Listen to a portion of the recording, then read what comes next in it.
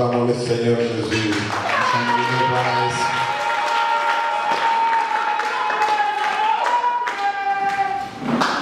Alléluia. Amen. Je bénis le Seigneur ce soir pour la grâce qu'il m'accorde encore de me tenir devant l'Église, devant les saints, pour parler de la part de Dieu. Namubariki Bwana kwa neema ambayo ananipandishia ya kusimama mbele ya watakatifu na kusema kwa upande wa Mungu. Merci au pasteur Caleb pour la grâce qu'il m'accorde encore, pour la faveur qu'il me fait, l'honneur qu'il me fait encore de me tenir devant les saints pour annoncer la parole de Dieu. Asante kwa mheshimiwa Caleb juu ya neema ambayo ananipandishia kusimama mbele ya taifa takatifu ya Mungu. Merci à tous les serviteurs, toutes les servantes, tous les bien-aimés, frères et sœurs, vous qui êtes disposés ce soir à écouter la parole de Dieu. Je déclare que la grâce du Seigneur soit votre partage au nom de Jésus-Christ. Asante kwa watumishi wanawake na wanaume na sisi wote tuko hapa njoo kuzungumza kwa upande wa Mungu na ibariki tena. Je suis convaincu que nous avons une semaine spéciale. Ninahakikisha sema tunakuwa na wiki moja ya upekee. Et que Dieu va sûrement bénir chacun de nous. Na Mungu na hakika atabariki moja katikati yetu. Le Saint-Esprit nous assistera certainement. Kweli Roho Mtakatifu atakuwa pamoja nasi. Je nous invite à ouvrir la Bible. Atolika tufungule Biblia. Actes des Apôtres, chapitre 1er, verset 8. Tendo la Mitume sura yake ya kwanza mstari ya 8. Nous sommes dans le livre des Actes des Apôtres, chapitre 1, le verset 8. Nous lisons au nom de Jésus. Amen. Mais vous recevrez une puissance, le Saint-Esprit survenant sur vous, et vous serez mes témoins à Jérusalem, dans toute la Judée, dans la Samarie et jusqu'aux extrémités de la terre. Amen. Amen. Que Dieu vous bénisse, ma soeur. En fait, c'est avec ce verset que nous commençons cet enseignement que je considère grand et béni aujourd'hui. Inakuwa na mstari ambao tutaanza ina fundisho ambao naona inakuwa fundisho mkubwa leo. Nous parlons du Saint-Esprit et moi aujourd'hui. Tunasemezea Roho Mtakatifu na mimi leo. Le verset que nous lisons, c'est dans les Actes des Apôtres. Mstari ambao tunasoma inakuwa ndani ya Tendo la Mitume, livre auquel nous sommes habitués et que nous lisons souvent. Ce livre a une particularité par le fait que c'est le seul livre de la Bible qui n'a pas été conclu ou clôturé. Quand vous le lisez jusqu'au dernier chapitre, vous avez l'impression qu'il y a d'autres chapitres qui devraient s'ajouter. Matokeo ambayo nasema inakuwa ni kitabu kimoja ndani ya Biblia kile akina na nukta ya mwisho. Kama unasoma utaona jinsi gani inahitaji pa kuendelea. Amen. Amen. Et comme on le dit ou on l'appelle Actes des Apôtres, nous pouvons également dire que ce sont les actes du Saint-Esprit. Parce que ce sont les choses que le Saint-Esprit a accomplies à travers les mains des apôtres.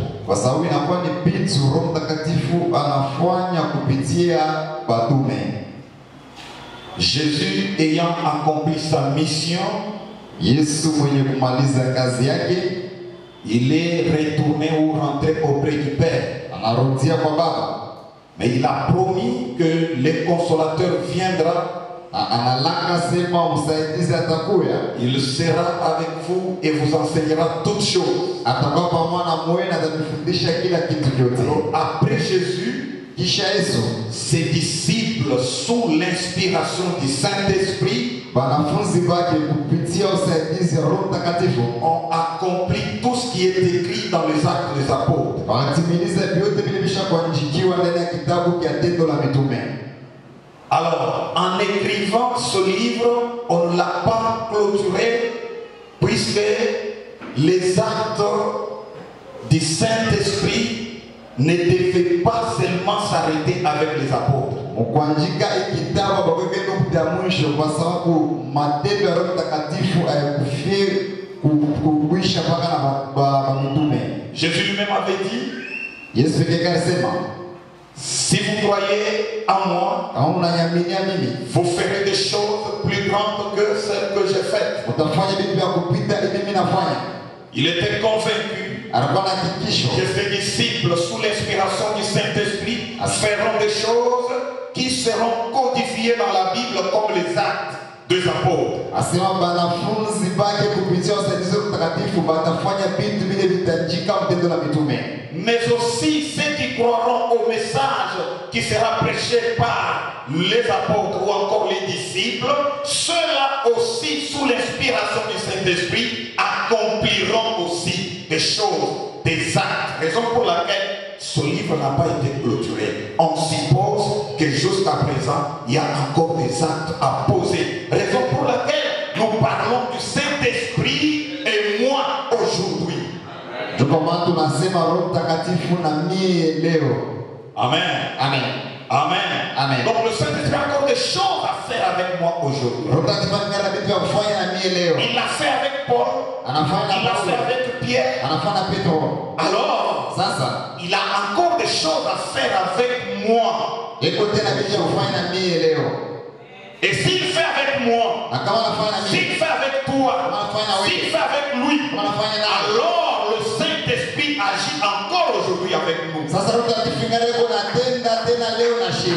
Que Dieu nous bénisse. Mungu atubariki.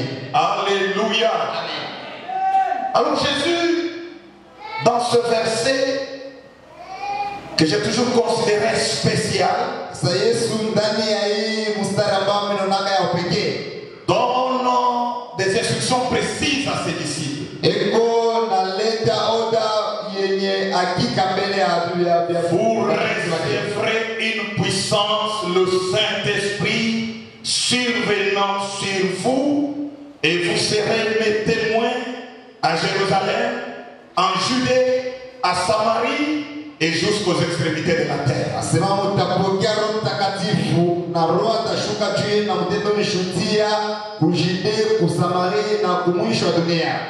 Dans ce verset, Jésus exprime trois choses que je voudrais partager avec vous ce soir. Yesu anasemezea vitu vitatu bila tagawanya na mwe jioni ya leo. Dans ce verset, il confie aux disciples la mission.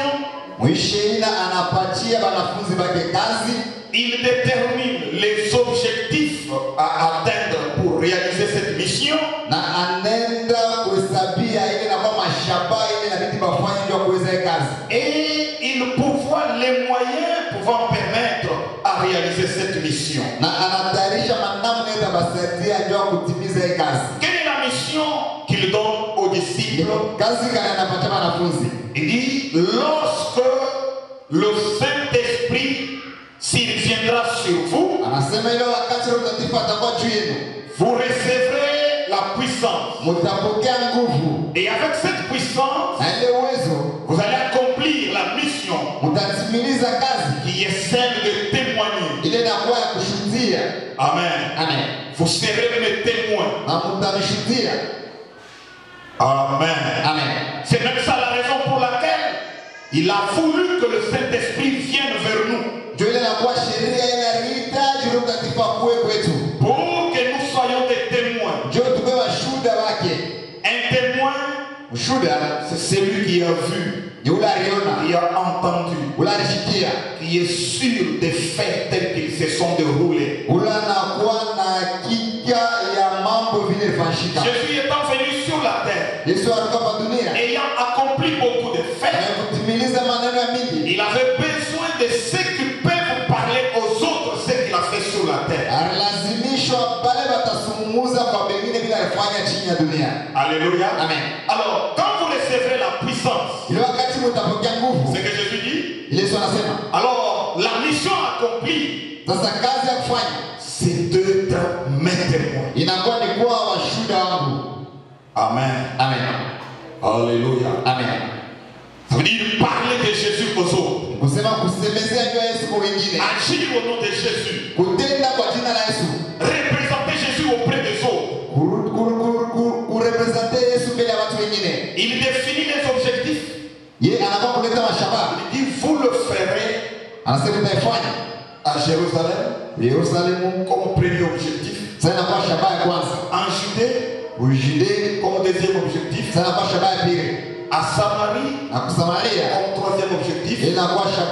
Et jusqu'aux extrémités de la terre.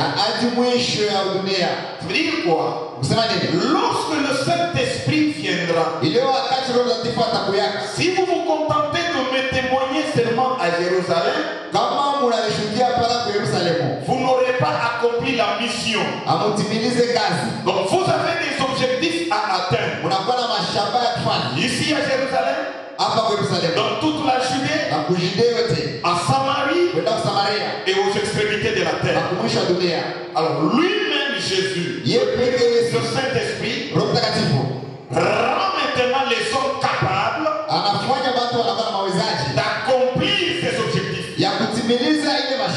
Amen. Amen. Et c'est pour ça que je vais dire que dans ce verset d'introduction, nous voyons à la fois la mission, les objectifs et les moyens pour atteindre cette mission. Que Dieu nous bénisse. Alléluia. Amen. Alléluia. Amen. Alors, qui est le Saint-Esprit? Amen. Amen. Qui est le Saint-Esprit? Puisque Jésus a dit, quand il viendra, vous recevrez la puissance. J'aimerais dire que le Saint-Esprit n'est pas une puissance. Mais le Saint-Esprit a la puissance. Amen. Amen. Le Saint-Esprit n'est pas une puissance. Mais il a une puissance. Qui est le Saint-Esprit? Le Saint-Esprit est une personne. Le Saint-Esprit est une personne. Pourquoi dit-on que le Saint-Esprit est une personne? Parce qu'il parle. Amen. Amen. Le Saint-Esprit parle. Acte chapitre 13, verset 2.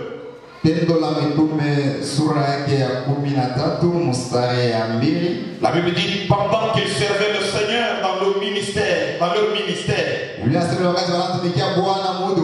et qu'ils gênaient, le Saint-Esprit dit, mettez-moi à part Barnabas et Saul pour l'œuvre à laquelle je les ai appelés.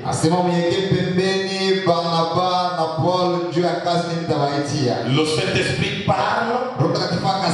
Il a dit mettez-moi à part Barnabas pour l'œuvre et Saul pour l'œuvre à laquelle je les ai appelés. Alors une puissance ne parle pas. C'est une personne qui puisse parler. Deuxième raison, le Saint-Esprit est une personne parce qu'il pense. Il a deux pensées. Le Saint-Esprit pense. Vous pouvez voir ça en Romains chapitre 8. Romains chapitre 8, verset 26. Romains chapitre 8, verset 26. À 27. à 27.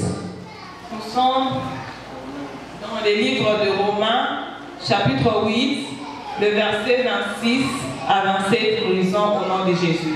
Amen. De même aussi, l'Esprit nous aide dans notre faiblesse, car nous ne savons pas ce qu'il nous convient de demander dans nos prières, mais l'Esprit lui-même intercède par les soupirs inexprimables. 27. Et celui qui sonde le cœur connaît quelle est la pensée de l'Esprit, parce que c'est selon Dieu qu'il intercède en faveur de saints. Parole du Seigneur. Amen. Donc il pense. C'est-à-dire Et dans les pensées. Le Saint-Esprit est une personne. Ce n'est pas une force. Mais c'est une personne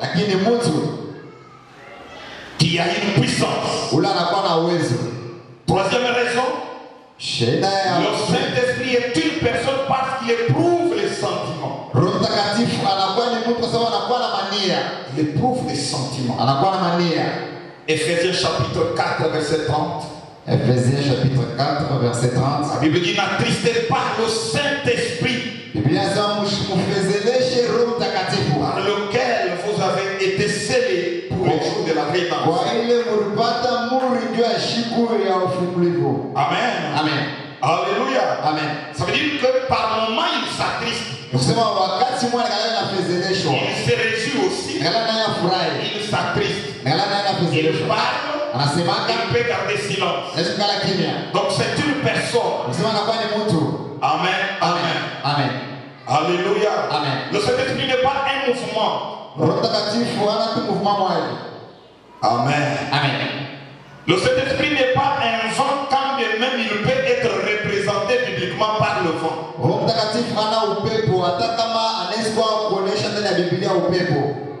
Que Dieu nous bénisse. Donc, en parlant du Saint-Esprit, nous parlons d'une personne, mais qui ne soit pas physique, mais d'une personne divine.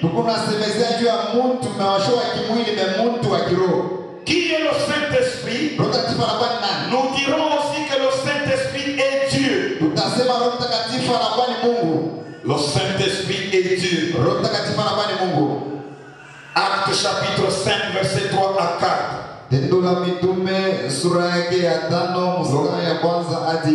Saint-Esprit est Dieu. Acte chapitre 5, verset 3 à 4. Nous sommes dans les livres de Actes, chapitre 5, le verset 3 à 4, nous lisons au nom de Jésus. Pierre lui dit: Ananias, pourquoi Satan a-t-il rempli ton cœur au point que tu montes au Saint-Esprit et que tu aies retenu une partie du prix de champ? 4. S'il n'avait pas été vendu, n'était resté-il pas, et après qu'il a été vendu, les prix n'est-il pas à ta disposition? Comment as-tu pu mettre en ton cœur un pareil dessein? Ce n'est pas à deux hommes que tu as menti, mais à Dieu. Alléluia. Amen. Amen.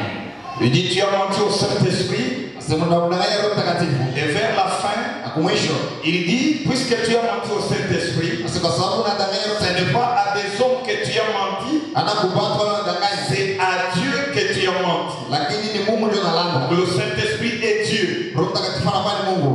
Qui est le Saint-Esprit? Le Saint-Esprit est notre consolateur. Un autre consolateur. Amen. Amen.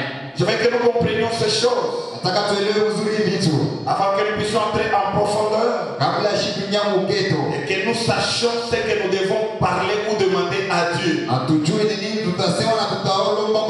Puisque non seulement nous avons besoin du Saint-Esprit pour l'expérimenter, mais notre vie chrétienne n'est rien sans le Saint-Esprit. Il n'y a pas de foi réelle sans le Saint-Esprit. Et la parole de Dieu n'a pas de vie en nous sans le Saint-Esprit. Amen. Amen. Voilà pourquoi nous devons comprendre ces choses. Nous disons que c'est un autre consolateur. C'est ce que Jésus dit en Jean 14 seuls. Il me faisait avantageux que je m'en aille. Lorsque je m'en serai allé, je vous enverrai un autre consolateur. Jean 14, 16. Jean 14, 16. Il dit, je vous enverrai un autre consolateur. Ça veut dire quoi? Ça veut dire que Jésus lui-même était le consolateur de son Père. Pendant qu'il était sur la terre, il soutenait ceux qui avaient besoin de son soutien. Il guérissait le malade, opérait le miracle, délivrait les possédés. Il donnait des orientations, des directives à ceux qui en avaient besoin. Alors, comme il devait retourner, les disciples ont eu mal. Ils n'ont pas voulu son départ. Amen. Amen. Ils ont voulu pleurer aussi, comme Élisée a pleuré lorsque l'île devrait être enlevé. Et aussi comme le roi Joas a pleuré lorsque Élisée devrait mourir. Amen. Amen. Mais Jésus dit, lorsque je m'en serai allé, je vous enverrai un autre consolateur. Amen. Alléluia. Amen. Ça veut dire quoi? Ça veut dire c'est lui qui sera comme moi, qui agira comme moi, qui vous soutiendra comme moi.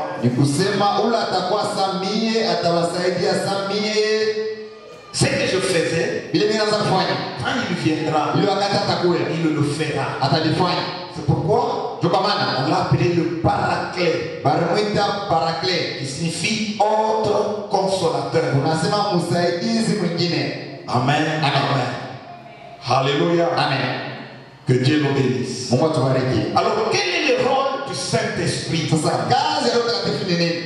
Si nous avons compris que le Saint-Esprit est une personne qu'il est Dieu et qu'il est un autre consolateur. Alors, Dieu l'envoie vers nous pour quel travail? Le rôle du Saint-Esprit. Retenons ceci. Le ministère principal du Saint-Esprit est de tirer, premier point ou encore premier tiré, glorifier Christ. Alléluia. Amen. Le premier rôle du Saint-Esprit est de glorifier Christ. Vous verrez ça dans Jean 16, verset 14. Quand il sera venu, il me glorifiera. Amen. Amen. Alors là où est le Saint-Esprit, le nom de Jésus est à l'honneur. Là où le Saint-Esprit agit, seul Jésus est glorifié. Que Dieu nous bénisse. Puisque c'est ça qu'il vient faire. Il vient placer dans notre cœur la soif et la capacité pour glorifier et pour adorer le Seigneur. Que Dieu nous bénisse. Alléluia. Amen. Là où l'homme prend la place de Dieu, ce n'est pas le Saint-Esprit qui est à l'œuvre. Là où le nom de Jésus ou encore la place de Jésus n'est pas reconnu, ce n'est pas l'Esprit de Dieu qui agit, c'est peut-être l'esprit humain qui est à l'œuvre.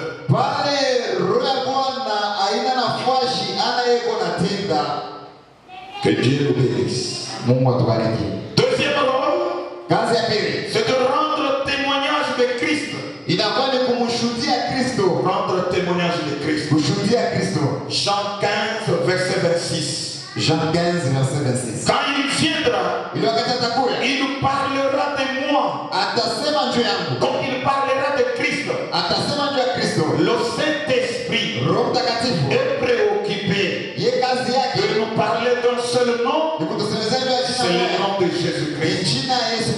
Amen, amen. Amen. Amen, amen. Amen. Alors tout homme rempli du Saint-Esprit est prêt à élever le nom de Jésus. Il est prêt à témoigner aussi le nom de Jésus. Voilà pourquoi il a dit, vous recevrez la puissance et vous serez mes témoins. Vous ne pouvez pas être rempli du Saint-Esprit et ne pas être en mesure de parler de Jésus-Christ.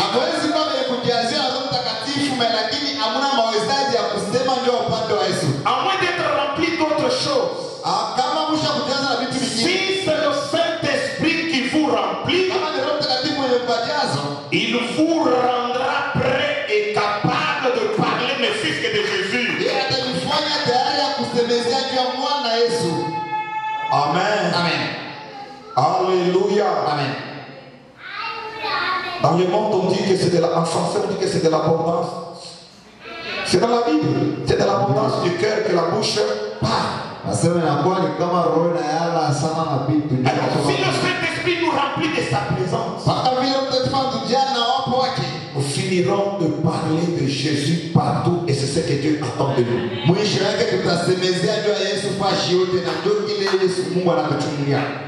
Que Dieu nous bénisse. Alléluia. Amen.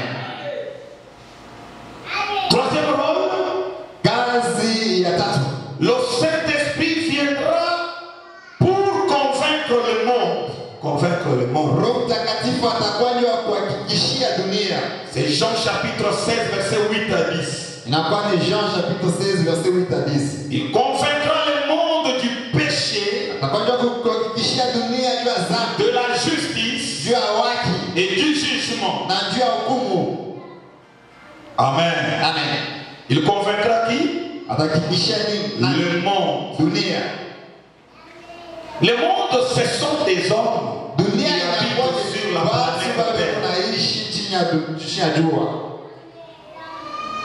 qui n'ont pas encore accepté Jésus comme Seigneur et Sauveur. Et nous aussi, nous avons fait partie du monde autrefois. Alors le rôle du Saint-Esprit, c'est de convaincre le monde. Convaincre, c'est produire la conviction dans la conscience de quelqu'un.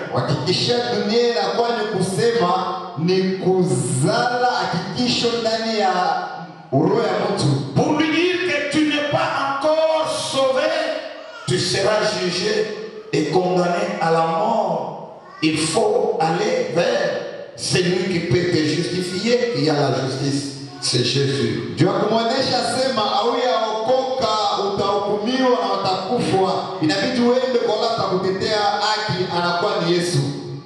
Que Dieu nous bénisse.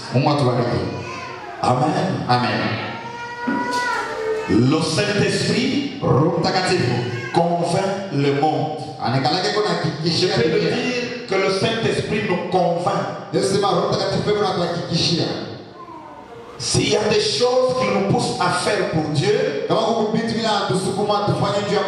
mais il y a des choses que le Saint-Esprit veut nous voir les accomplir dans notre propre vie. Et ça c'est fondamental.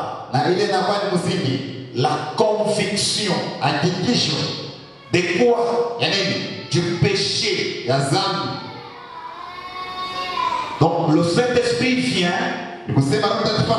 pas pour que les autres nous disent le péché, mais pour que nous-mêmes nous nous rendions que nous sommes, lakini ndio shibe yetu tutambue kile tuliko. le péché que nous commettons afin de le confesser. Zambi yetu tunaifanya ndio kuitubu. Amen. Amen. Alléluia. Amen. Et ça c'est primordial Na pour un chrétien. ndio Mkristo. Amen. Amen. Glorifier Dieu, oui, Kumtukuza Mungu ndio. mais c'est en dehors de nous. Na inakuwa ni nje yetu. C'est ce que nous faisons pour Dieu. Ndio tunafanya ndio Mungu. Témoigner Christ, oui, Kumshuhudia c'est ce que nous Kristo. faisons pour Christ. Ndio tunafanya ndio Kristo. Mais nous convaincre, Lakini c'est kutuhakikishia fondamental pour nous-mêmes. ile inakuwa ni msingi ndio yetu shibe yenyewe. Et c'est le point de départ de toute naissance dans le royaume de Dieu. Na ndio inakuwa mwanzo ya kuzaliwa kote ndani ya ufalme wa Mungu. Alléluia. Amen. C'est comme ça que parfois nous avons difficile de dire quand est-ce que nous recevons le Saint-Esprit. Tukomana tunakuwa na kigumu ya kusema wakati kadhaa tunapokea Roho Mtakatifu. Amen. Amen. C'est parfois une question complexe. Maana wagani swali moja ya mambo Si mingi. quelqu'un se souviendra les jours qu'il a parlé en langue, il peut croire que c'est les jours qu'il a reçu le Saint-Esprit. Mtu anaweza kukumbuka shule anasema lugha anasema ni ndio shule ya Roho Mtakatifu. Amen. Amen. Mais quand vous suivez ce verset, Na kama unafuata vous comprendrez que le premier jour utaelewa sema shule ya kwanza que la parole a touché votre ile neno iligusa mioyo yenu. pour vous dire Ndio que tumeonyesha vous n'êtes pas encore sauvé. nasema mmeokoka. Vous avez besoin d'être sauvé. Unahitaji C'est kufunguliwa. le Saint-Esprit qui avait touché votre cœur. Ni Roho Mtakatifu ndio aligusa mioyo yenu. Amen. Amen. Alléluia. Amen. Il vient vers ceux qui n'ont pas encore reçu Christ pour leur dire que vous avez besoin de Christ dans votre vie. Yeko na kuya kubala kumpokea Kristo ndio kuonesha sema mnahitaji Vous Kristo. êtes pécheurs. Vous êtes pécheurs. Unakuwa tenda dhambi. Et vous avez besoin Na de mnahitaji vous repentir pour accepter Christ. unahitaji kutubu ndio kumpokea Kristo. Puisque Christ a la justice. Kwa sababu Kristo anakuwa na haki. Et Christ jugera le monde. Na Kristo atahukumu dunia. Si vous ne l'acceptez pas, Kama mwichike, vous serez jugé. utahukumiwa. Sans le Saint-Esprit, Bila Roho Mtakatifu, personne ne croira qu'il y aura le jugement. hakuna tamu tunaweza kuamini sasa kutakuwa hukumu. Amen. Amen. Alléluia. Amen. Je vous dis que même à l'église, même au sein de l'église aujourd'hui, il y a des gens qui ne pensent pas que l'enfer existe. Na mimi nimesema hata kanisa leo kwa watu wale abafikiria sema ugeenda iko hapo. Qui ne pensent pas que le monde sera jugé un jour. Abafikiria sema ulimwengu itahukumiwa siku moja. Et c'est tout à fait normal Inakuwa que les gens pensent comme ça. Pourquoi? Puisque le Saint-Esprit n'a pas encore fait cette opération dans leur cœur. Kwa sababu Roho Mtakatifu ashatenda ile kazi ndani ya mioyo yao. Amen. Amen. Quelle est cette opération? Ni kazi gani? C'est la conviction du cœur. Ni kuhakikishia moyo. Conviction du cœur. Kuhakikishia moyo. Tant qu'on n'est pas encore convaincu, Kama tuyahakikisha, on ne fera rien avec Dieu. hatutafanya kitu na La Mungu. foi commence par la conviction. Imani inaanza na hakikisho.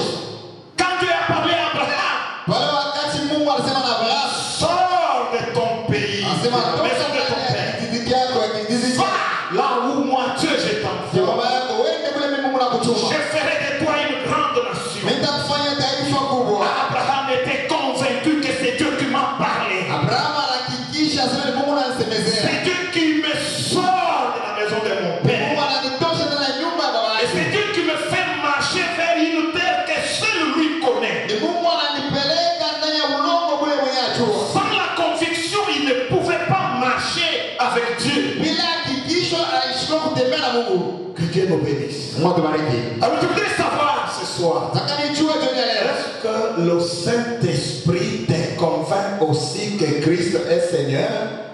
Est-ce que kweli Roho Mtakatifu anaangalia kuhakikishia na wewe asema Kristo anakuwa Bwana? Alléluia. Amen. Est-ce que le Saint-Esprit te convainc aussi? Te Roho Mtakatifu convainc anaangalia aussi. kuhakikishia na wewe. Amen. Amen. Que tu es enfant de Dieu. Asema huku mtoto Que tu wa es Mungu. sauvé. Huku mwenye kuokoka. Alléluia. Amen. Alléluia. Amen.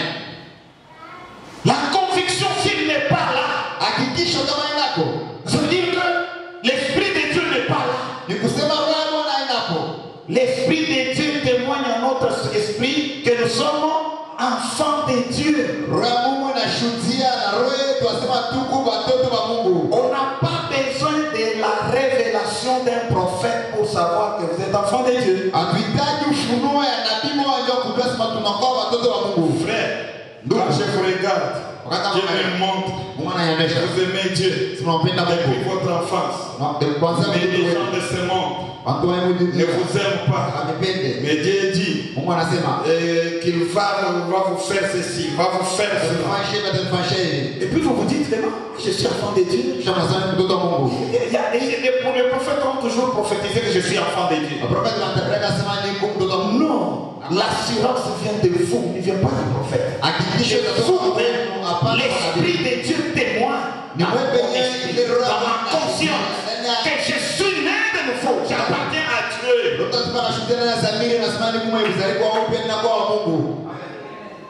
Amen. Amen. Amen. Amen. Pose la question de poser, est-ce que l'Esprit parle dans ta conscience?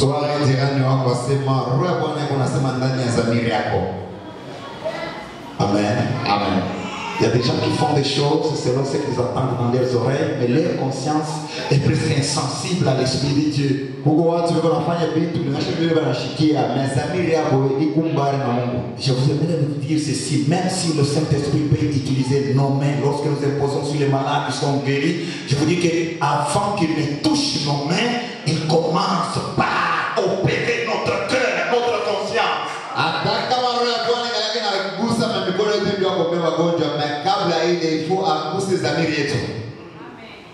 Alléluia. Amen.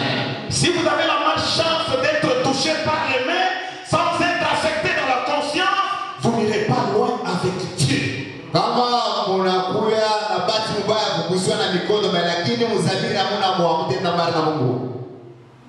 Amen. Amen. Si vous avez la malchance d'avoir ouvert les yeux et les oreilles sans avoir été affecté positivement par l'Esprit de Dieu dans la conscience.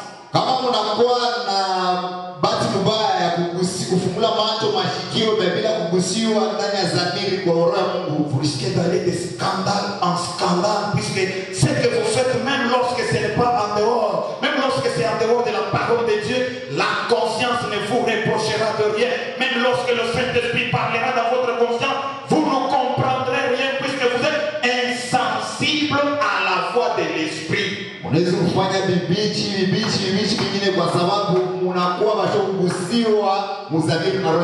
Je prie ce soir que le Saint-Esprit touche réellement nos cœurs, nos consciences, nous rende sensibles à Dieu et à sa parole. C'est très important. Il viendra pour nous convaincre. Il y a des gens quand ils ont mal agi, ils ne se rendent pas compte qu'ils ont mal agi. Il dit bon, si tu penses que je t'ai offensé, pardonne-moi. Il n'est pas convaincu qu'il a mal agi. Si toi tu penses que je t'ai offensé, pardonne-moi. Mais quelqu'un d'autre dira j'ai mal agi. Comme le fils prodigue l'a fait. Père, j'ai mal agi contre toi et contre le ciel. Pardonne-moi. Ne me considère pas comme ton fils. Mais considère-moi comme ton ouvrier. La conscience était affectée par l'Esprit de Dieu. Car il y a une tache noire dans la conscience. Quand il y a un péché dans son cœur, on sait comprendre que s'il y a un problème, il y a une tâche qu'il faut enlever. Que Dieu nous bénisse. Il y a des gens qui ne reçoivent jamais de conseils, qui ne se soumettent pas, même aux ordres qui sont donnés par la hiérarchie.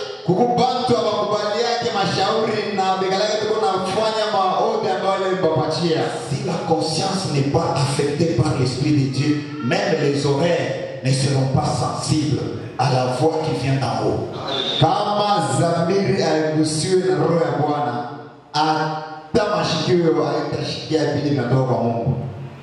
Que Dieu nous bénisse. Amen. Amen. Vous savez, il y a encore quelques rôles, je vais les citer rapidement. Mais je voudrais dire que depuis que j'ai commencé, vous allez voir que souvent quand nous parlons du Saint-Esprit, nous faisons allusion à ce que Dieu a révélé. Amen. Amen. Et chaque fois que le Saint-Esprit agit, il y a des visions qui sont libérées. Il y a des prophéties qui sont libérées. Amen. Amen. C'est aussi vrai. C'est parmi les choses que l'Esprit de Dieu fait. Nous allons reparler de ça. Amen. Amen. Amen. Mais nous devons savoir que ce que nous entendons de l'Esprit là, Dieu a aussi des choses qu'il attend de nous. Que Dieu nous bénisse. Et si nous nous concentrons sur ce qui nous préoccupe, nous, tout en négligeant ce que Dieu fait voir dans notre vie, il est possible que même ce que nous cherchons là, nous ne puissions pas les voir. Le rôle suivant, le Saint-Esprit a le rôle d'enseigner. Enseigner. Jean 14, verset 26. Jean 14, verset 26. Donc quand il viendra, il nous enseignera, il nous rappellera toutes choses.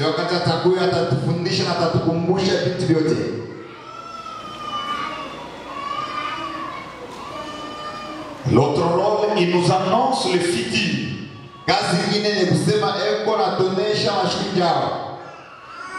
Les choses qui ne sont pas encore réalisées,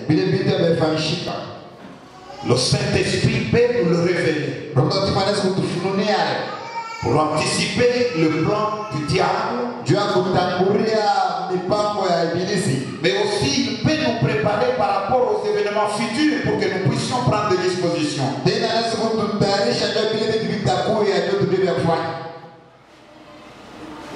L'autre rôle, c'est le Saint-Esprit qui forme et anime l'Église.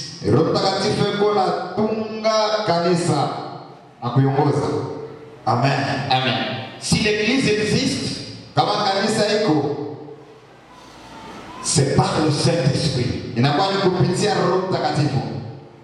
C'est le jour que le Saint-Esprit est descendu que l'on a commencé à parler, à se réunir, à prêcher l'évangile. C'est ces jours-là que l'Église a commencé visiblement à fonctionner. Que Dieu nous bénisse. Mais pour accomplir cela, ce travail-là au sein de l'Église, il fait les dons aux uns et aux autres. Amen. Amen. Il fait les dons spirituels aux uns et aux autres. En 1 Corinthiens chapitre 12, la Bible parle des dons spirituels. Il en décrit 9. Mais il y en a beaucoup. Amen. Amen. Les 9 qui sont décrits dans 1 Corinthiens chapitre 12, nous pouvons les regrouper en 3. Les dons de révélation, les dons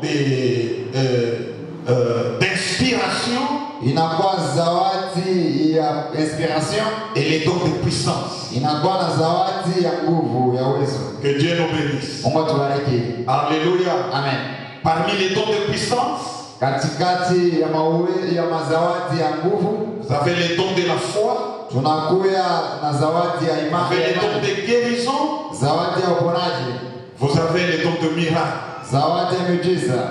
Et parmi les dons de révélation, Katikati ya mazawadi ya mafunuo, vous avez la parole de connaissance, tunakuwa na msemo wa kufahamu, la parole de sagesse. tunakuwa na msemo wa hekima.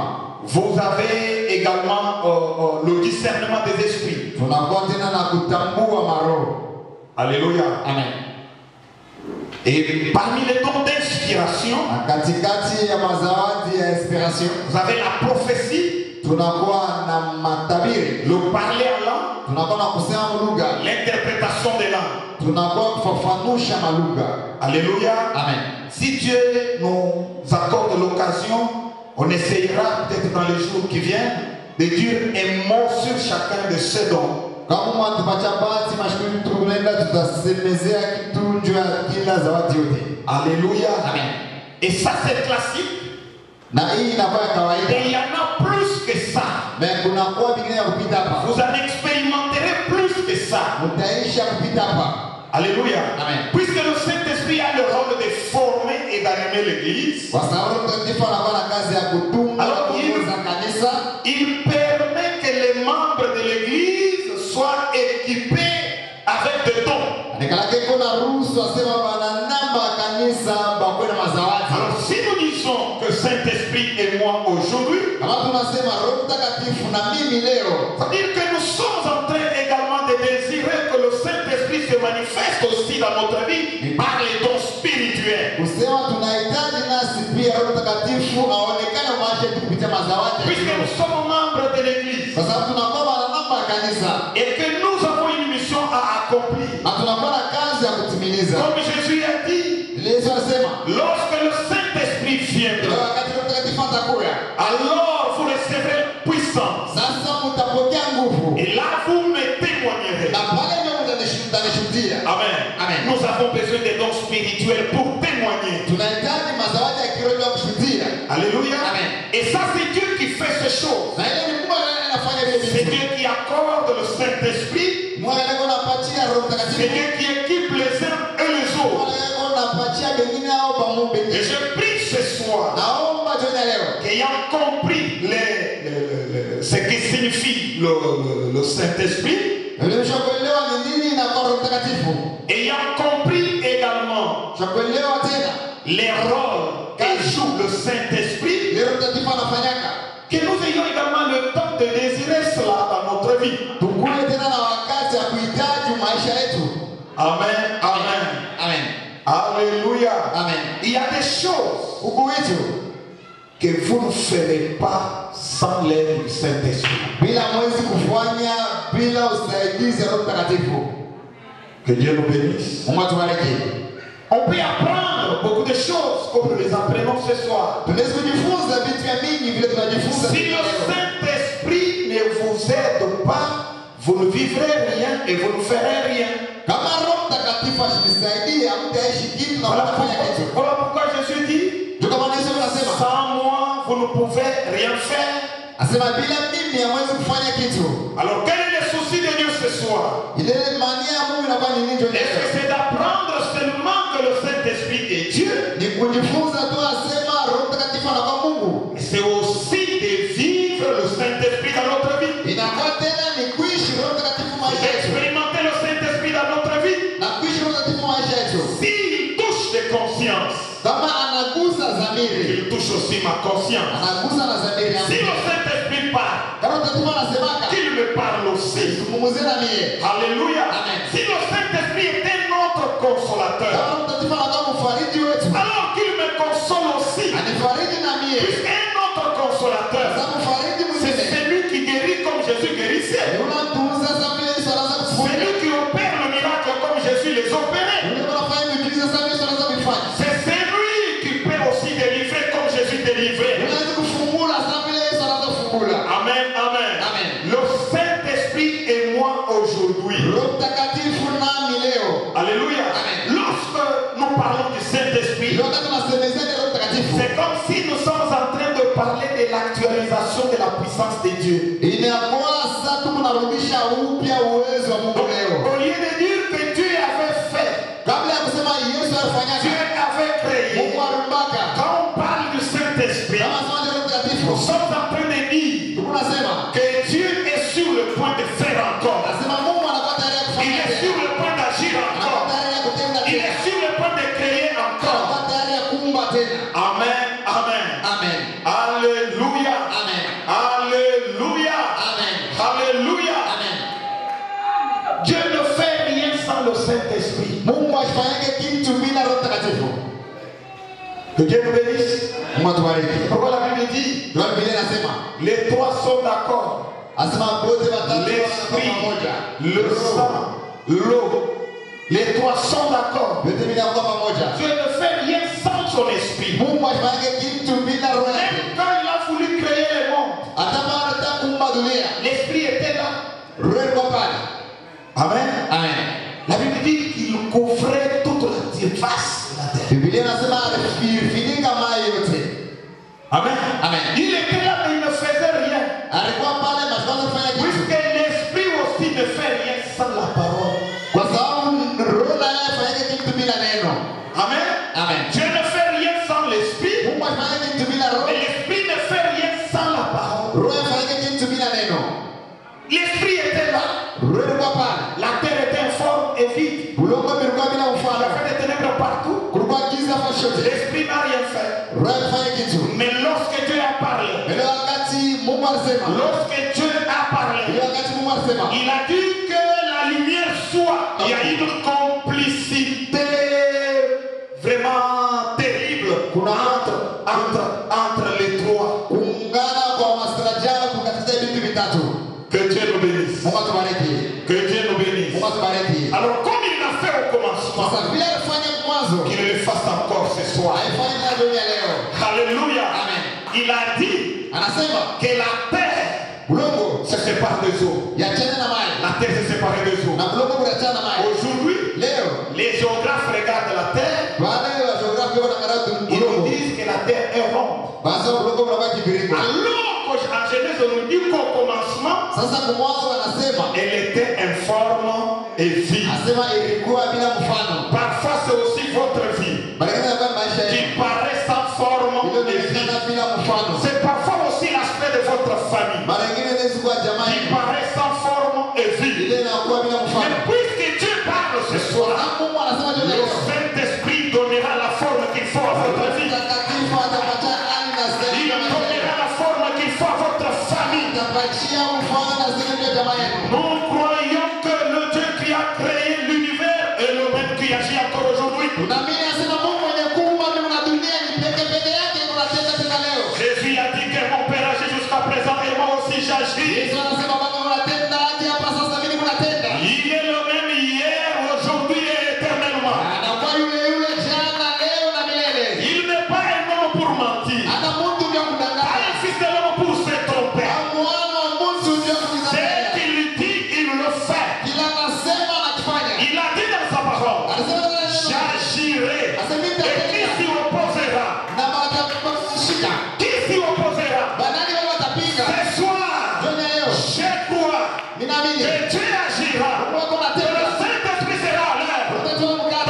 votre vie, dans votre famille, dans cette église. Et personne ne s'opposera à l'action du Saint-Esprit dans votre vie. Au nom de Jésus. Utapinga kwenye maisha yenu tayari kabisa. Si vous êtes d'accord, levez-vous mes frères, nous voulons prier. Kama unahakikisha ushimame tunataka kuomba mandugu wapenzi. Nous voulons demander à l'Esprit du Seigneur de nous consoler encore ce soir. Nataka kuomba Roho wa Bwana tufariji tena jioni ya leo. Nous disons à l'Esprit du Seigneur, Sema Roho wa Bwana, c'est de toi qu'il est question ce soir. ni kwako ndio tunakuja jioni ya leo. Viens encore nous visiter ce soir. Tena utupe kuu jioni ya leo. Viens encore nous affecter positivement ce soir. Tena tuguse jioni ya leo. Prions au nom de Jésus-Christ.